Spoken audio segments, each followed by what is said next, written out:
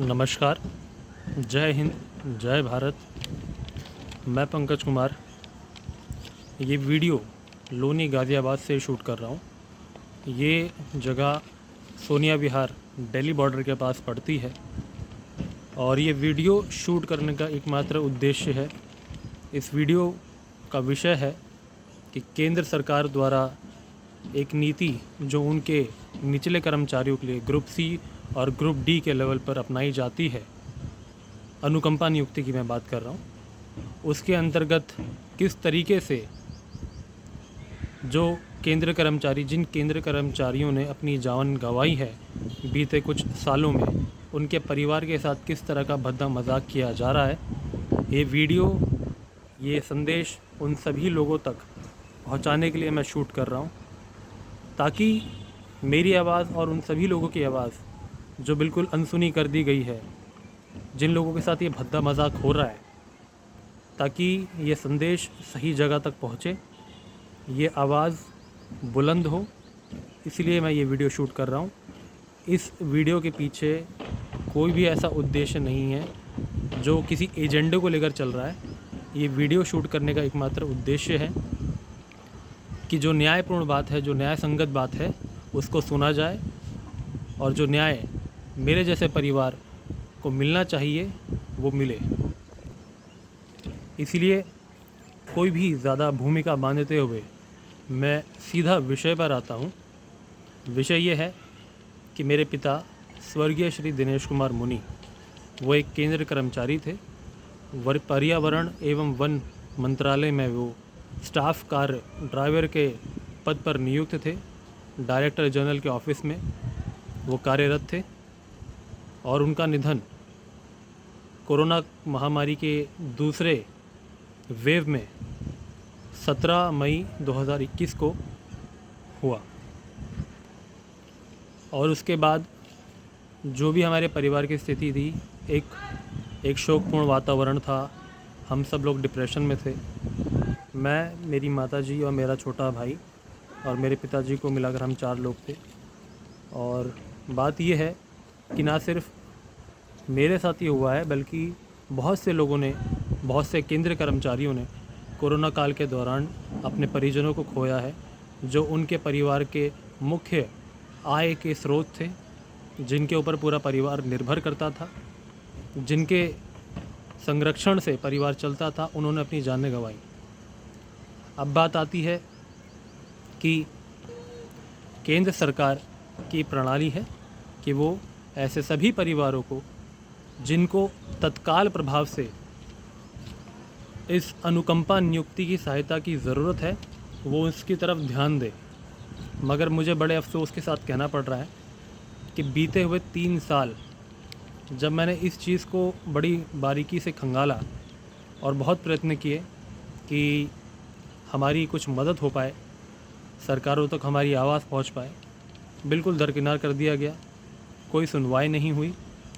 वही नियमों का हवाला देते हुए उन्हीं जो एक बेसिक चेंजेस किए गए हैं, पहले कुछ जो नियम थे, मैं आता हूँ उस बात पर भी कि क्या चेंजेस हुए हैं और किस तरह का भद्दा मजाक हम जैसे सभी लोगों के साथ किया गया है, जिन्होंने अपने परिवारजनों के मुख्य इंसान को खोया है। जैसे मैंने मेरे पिता को खोया और बहुत से कर्मचारी हैं, उनका लिस्ट मैं आपको बताता हूँ। तो जैसे ही मैंने इसमें जांच पड़ताल अपनी तरफ से की, तो पहले से ही तकरीबन मैं मेरे पिता के मंत्रालय का आपको लेखा जोखा बताता हूँ कि तकरीबन 30 से 35 लोगों का उसमें संख्या जो थी, एप्लीकेशंस तब तक सबमिट हुए थे। 35 लोगों तक की एप्लीकेशंस थी। हमारा नंबर शायद 36वें नंबर पे था। और जिस व्यवस्था से हम लोग वाकिफ़ हैं, उसमें क्यू सिस्टम चलता था कि हाँ 5% के हिसाब से आपको तत्काल प्रभाव से जैसा भी आपका क्यू सिस्टम बनेगा, सीरियल वाइज, नंबर वाइज, आज नहीं तो कल एक गारंटी होती थी कि आपको उसमें अनुकंपा नियुक्ति मिलेगी और आपके परिवार को एक संरक्षण केंद्र सरकार के द्वारा प्राप्त होगा। लेकिन बड़े अफसोस की बात है कि केंद्र सरकार ने बीते कुछ सालों में 2018 से 19 के बीच अनुकंपा नियुक्ति में कुछ ऐसे परिवर्तन किए हैं जिसकी वजह से ये पूरी नियुक्ति प्रणाली ही एक ऐसा भद्दा मजाक बन के रह गई है हम जैसे परिवारों के लिए और उन सभी के लिए जिन लोगों ने अपने सदस्यों को खोया, जिन्होंने अपने पिता या अपनी माता को खोया, जो केंद्र कर्मचारी थे ग्रुप सी और ग्रुप डी के अंतर्गत। उसके बाद कोई सुनवाई नहीं है। और नियम भी कैसा कि उन्होंने एक मेरिट सिस्टम बनाया हुआ है। मेरिट सिस्टम है 100 नंबर्स का और 5% कोटे का, तो आपको पता ही है। 5 इसमें 2-3 चीज़ें हैं जो बड़ी पॉइंट आउट करने वाली हैं। वो ये कि पहली चीज़ तो जब जितनी टोटल वैकेंसीज है उसका 5% की लिमिटेशन है। उसमें भी फिर आपके पास अगर कोटा वगैरह का सिस्टम है तो थोड़ा बहुत आपके लिए बेनिफिशियल है। उसमें भी अगर आपके फैमिली में अगर डॉटर्स हैं, बेटियां हैं, तो आपको प्राथमिकता दी जाएगी। तो ये जो एक आप लोगों ने पॉइंट आउट किए हुए हैं डायरेक्शंस, ये किस हद से, किस तरीके से उस परिवार को जस्टिस दे सकते हैं, मुझे नहीं समझ में आता। कि किसी परिवार के सदस्य की मृत्यु आज हुई है, उस परिवार को आज तत्काल सहायता की ज़रूरत है और आप लोगों ने जो व्यवस्था बना रखी है उसके अंतर्गत आने वाले 10, 15, 20 सालों तक भी उनको किसी प्रकार की कोई मदद नहीं मिलेगी। हम लोग पिछले 3 साल से कोशिश कर रहे हैं। एक बहुत भारी समय को हम लोगों ने देखा है। मेरे पिता के गुजरने के बाद मेरी पढ़ाई बहुत बुरी तरीके से डिस्टर्ब हुई है। मैं पोस्ट ग्रेजुएशन की पढ़ाई कर रहा था, मेरी पढ़ाई बीच में काफ़ी बुरी तरीके से बाधित हुई है। हम लोग इस वक्त किराए के घर पे रह रहे हैं। मेरे पिता की सर्विस में तकरीबन 10 साढ़े 10 साल का अंतराल बाकी था, उनकी 10 साल से अधिक की सेवा बाकी थी। लेकिन दुर्भाग्यवश कोरोना काल में उनका निधन हुआ और बहुत से केंद्र कर्मचारियों का निधन हुआ। और उसके बाद भी ये सिलसिला जारी है कि आए दिन कहीं ना कहीं केंद्र कर्मचारियों में किसी न किसी परिवार में से ऐसी चीज़ें, खबरें आती हैं। मुद्दा ये है कि जो प्रणाली आप लोगों ने बनाई है, जो केंद्र कर्मचारी इस भरोसे है कि आपके मतलब भगवान ना करे कि उनके साथ कल को कोई ऐसी दुर्घटना हो, तो पीछे एक बैकअप है कि सरकार उनकी देखरेख करेगी। ठीक है, कुछ पैसा उनको मिलता है, कुछ कॉम्पनसेशन वगैरह मिलता है, लेकिन वो कॉम्पनसेशन इतना नहीं होता है कि आप एक बर्बाद हुई फैमिली को बिल्कुल शुरू से खड़ा कर पाएँ। हमें जो कॉम्पनसेशन का पैसा मिला वो तकरीबन ऑल अराउंड 20-22 लाख रुपए था, जिसमें काफ़ी कुछ मेरे पिता के ऊपर कर्ज़ा वगैरह था, वो सब निपटाने में गया। तो सिर्फ उस कॉम्पनसेशन के उस थोड़े बहुत पैसे से आप एक इंसान जो जिस इंसान के भरोसे पूरा परिवार था उसको कॉम्पनसेट नहीं कर सकते। और हम लोगों ने कितनी कोशिशें की। हम लोगों ने पर्यावरण मंत्री श्री भूपेंद्र सिंह जी से मिलने की कोशिश की, पर्यावरण मंत्रालय के सचिव मैडम से मिलने की कोशिश की। हर तरीके से हमने प्रयास करके देखा, लेकिन हर तरीके से हमको कोई सहायता नहीं मिली। डीओपीटी में इस बात का कोई हिसाब किताब अभी तक हमें नहीं मिला। मैंने आरटीआई फाइल की, मगर उसका कोई हिसाब किताब है नहीं।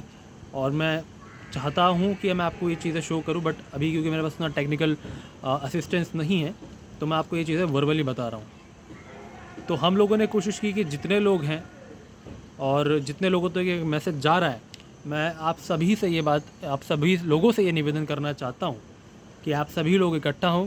इस वीडियो में आप अपना नंबर दें।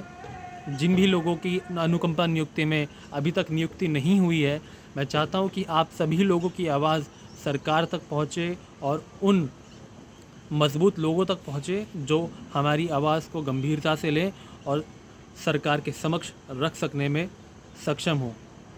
मैं आप सभी लोगों से विनम्र निवेदन करता हूं कि जिन भी परिजनों ने, जिन भी लोगों ने, जिन भी भाई बहनों ने, जिन भी माताओं ने अपने परिवारजनों को खोया है, अपने मुख्य सदस्यकर्ताओं को खोया है, वो चाहे केंद्र सरकार में हो चाहे राज्य सरकारों में हो, तो कृपया अपना नंबर मुझे इस वीडियो के लिंक में, इस वीडियो के कमेंट सेक्शन में दें। हमें कोशिश करनी पड़ेगी क्योंकि ये सरकार नहीं सुनेगी। ये मुझे पूरा आश्वासन हो गया है। पिछले 3 सालों में मैंने कई पत्र लिखे हैं, बहुत कोशिशें की हैं, बहुत लोगों से मिलने की कोशिशें की हैं, मगर कोई रिस्पांस कहीं से भी नहीं मिला है। मैं इस वीडियो के माध्यम से आप सभी को आग्रह करता हूं कि आप सभी लोग मेरे साथ इकट्ठा हो जाएं, जिन भी लोगों की नियुक्ति रुकी हुई है, जिन भी लोगों ने अपने परिवार को खोया है, अपने माता पिता को खोया है, या जिस भी तरीके से जो केंद्र में थे और वो आज उनके बीच नहीं हैं, तो मैं आप सभी से ये चाहता हूँ कि आप सभी लोग मेरे साथ आएँ, मेरा साथ दें, ताकि हम ये एक न्यायपूर्ण लड़ाई है जिसको हम शांतिपूर्वक सरकार तक रखना चाहते हैं। हम चाहते हैं कि सरकार इसका संज्ञान ले और बड़ी गंभीरता से ले, क्योंकि मुझे नहीं समझ में आता कि जब आपके पास प्रावधान है कि आपको नियुक्ति देनी है और एक मानवीय तरीके से, एक मानवीय मूल्य से आपको ये सोचना चाहिए कि आपके प्रावधान में जब ये है कि आपके अंतर्गत जो काम कर रहे हैं निचले कर्मचारी ग्रुप सी और ग्रुप डी में, उनकी भगवान न करे किसी कारणवश मृत्यु हो जाए तो उनके परिवार को संभालने का आपको कार्य करना चाहिए, मगर आप नहीं कर रहे हैं। 2014 तक ये नियुक्ति इस तरीके से थी कि वो सीरियल वाइज चल रही थी। तब तक कोई मेरिट सिस्टम नहीं था। तब तक ये था कि क्यू सिस्टम था कि ठीक है, हर साल जितनी नियुक्तियाँ आ रही थी वो फिल आउट हो रही थी। मगर 2017-18 के बाद बीजेपी सरकार ने जिस तरह के परिवर्तन इस अनुकंपा नियुक्ति में किए हैं, वो किसी भी तरीके से न्यायपूर्ण नहीं है, न्याय संगत नहीं है। मेरिट सिस्टम किस बात का मेरिट आप जांचना चाहते हैं कि कौन परिवार कितना बर्बाद हुआ है? ये मेरिट है? ये आपकी संवेदनशीलता है उन लोगों के प्रति जिन लोगों ने आपके लिए काम किया? मेरिट सिस्टम किस बात का? कोई एग्जामिनेशन तो हो नहीं रहा है कि कौन किस हद तक बर्बाद होगा, तब सोचेंगे। इसमें भी एक फेर ये है कि 5% कोटा, यानी कि 20 लोगों के निधन के उपरांत एक सीट बनाई जाएगी। मतलब आप ये चाहते हैं कि हम एक इंसान को तब नौकरी देंगे इस तरह की दुर्घटना में जब ऐसे 20 घर बर्बाद हो जाएं। मानना पड़ेगा, आपकी संवेदनहीनता के स्तर को मानना पड़ेगा कि आप चाहते हैं कि एक घर नहीं 20 घर बर्बाद हों, तब हम सोचेंगे कि उनमें कितने लोग सबसे ज़्यादा बर्बाद है, तब जाकर हम किसी एक को नौकरी देंगे। इस तरह की भावना सरकार में उपस्थित अधिकारियों की, मंत्रियों की, और जो सरकार के प्रति जवाबदेही हैं, जो हम लोगों के लिए जवाबदेह हैं, अगर उनकी ये मानसिकता है तो मुझे बड़ा अफसोस है कि ये हमारे साथ न्याय नहीं हो रहा है। ये हमारे साथ घोर अन्याय की व्यवस्था आप लोगों ने बनाई है। और मैं चाहता हूँ कि आवाज़ बुलंद हो। मैं ये चाहता हूँ कि वो सभी लोग जिनके साथ इस प्रकार का अन्याय हो रहा है, पिछले कई सालों तक, मुझे पता है 10-10 सालों तक लोग रुके हुए हैं, वो इस प्रतीक्षा में है कि उनके साथ आज नहीं तो कल न्याय होगा, मगर कोई सुनवाई नहीं है। इस वीडियो के माध्यम से मैं आप सभी भाई बहनों का सहयोग चाहता हूं, जिन लोगों के परिवार में से ये दुर्घटना हुई है, जो लोग डिप्रेशन में हैं, जो लोग आज तक न्याय की आस में हैं कि उनके परिवार की जगह पर उनकी नियुक्ति होगी। मैं आप सभी से आपका साथ चाहता हूं। इस कमेंट में आप सब अपना नंबर डालें। मैं कोशिश करूंगा कि हम सब एक समूह बनाएं, एक आंदोलन खड़ा कर पाएँ, सरकार तक अपनी बात रख पाएँ, क्योंकि हमें कहीं से भी न्याय मिलने वाला नहीं है। क्योंकि कोर्ट में भी कई तरह के केसेस चल रहे हैं, कोविड और जो बिना कोविड के हैं वो भी, जिन लोगों ने अपने परिवारजनों को खोया। कोर्ट का जजमेंट भी बड़ा मुझे संवेदनहीन लगा कि उसमें सुप्रीम कोर्ट तक ने ये कहकर नकार दी है ये बात कि अनुकंपा नियुक्ति एक व्यवस्था है, ना कि अधिकार। बताइए, हमने कब बोला कि अधिकार है? आपके अंतर्गत, आपके प्रणाली के अंतर्गत केंद्र सरकार के अंदर प्रावधान है, और किसी परिवार ने अपना मुख्य आयकर्ता खो दिया है, वो पूरी फैमिली बिल्कुल डिसबैलेंस हो गई है, तो उसकी गुहार लगाने के लिए आपके पास गए, तो आप उनको उल्टा फटकार के निकाल देते कि अधिकार नहीं है। मुझे समझाइए किस तरीके से अधिकार नहीं है? कि मानवीय मूल्य के आधार पर अधिकार नहीं बनता कि किसी परिवार में इस तरह की त्रासदी हुई है, उसके बच्चे अभी पढ़ रहे हैं, लिख रहे हैं, चाहे उसकी बेटी अभी पढ़ रही है, अभी बच्चे हैं, छोटे हैं, अभी पूरा भविष्य पूरा पड़ा हुआ है।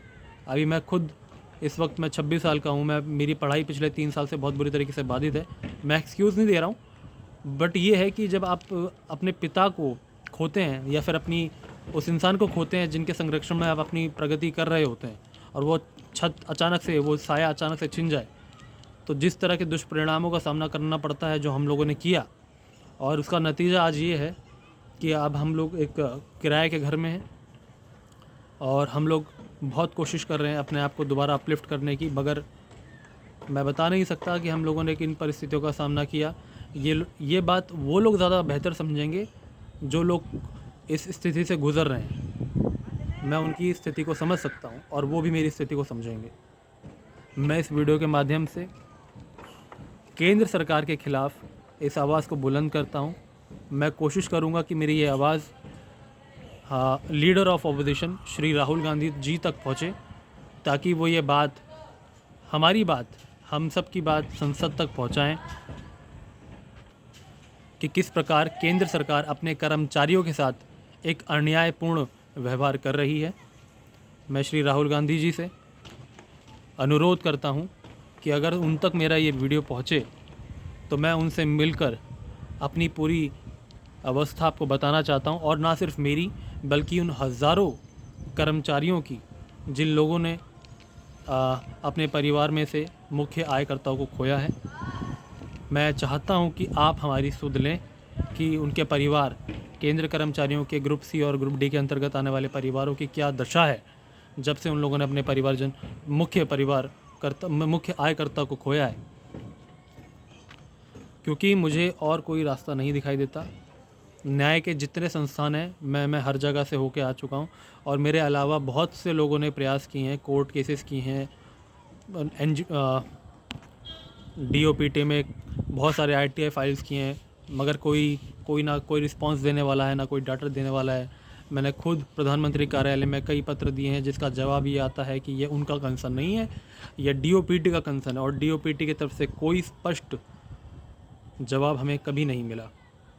तो मैं ये वीडियो आप सभी लोगों तक पहुंचाना चाहता हूं, जिन भी भाई बहनों की ये दुर्गति हुई है कि उनके माता पिता अगर केंद्र कर्मचारी रहे हैं या किसी भी राज्य सरकार के भी कर्मचारी रहे हैं, लेकिन राज्य सरकारों में मैंने ये पाया कि उनके अंदर इतनी दया थी, उनके अंदर इतनी करुणा थी कि कोरोना काल में जितने कर्मचारियों ने राज्य स्तर में काम करने वाले, राज्य सरकारों में काम करने वाले कर्मचारियों ने अपनी जान को गंवाया, उनके परिवारों को नौकरी दे दी गई।